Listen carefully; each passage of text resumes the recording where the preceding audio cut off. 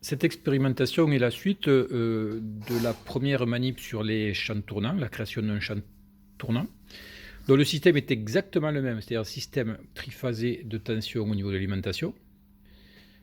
3 bobinages identiques répartis régulièrement dans l'espace, et donc 120 degrés, 120 degrés, 120 degrés.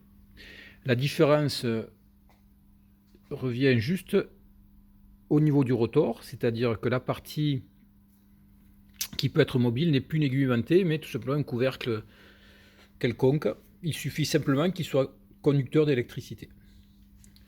Dès que je vais mettre le courant donc qui va circuler dans les bobinages, courant triphasé bien sûr, automatiquement notre couvercle va se mettre en rotation.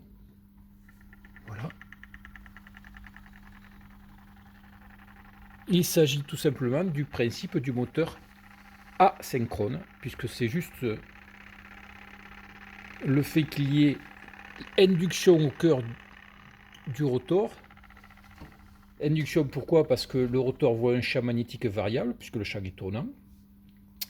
Le rotor est donc parcouru par des courants induits. Courant induit plus champ magnétique, automatiquement, il y a des forces qui s'exercent sur lui, ce sont les forces de la place. Si on veut inverser le sens de rotation, alors retour rapide, le sens de rotation, vous le voyez, comme ceci, d'accord?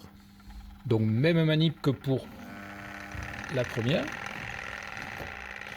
Je prends 2 phases au hasard, n'importe lesquelles,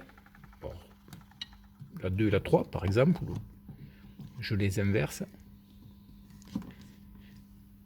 Je remets l'alimentation, et là le sens de rotation vient de s'inverser. Donc nous avons ici fabriqué un moteur asynchrone. Pourquoi asynchrone? Parce que justement, cette fois, le rotor tournera forcément à une vitesse inférieure à la vitesse synchrodime de 50 Hz, donc 50 tours par seconde.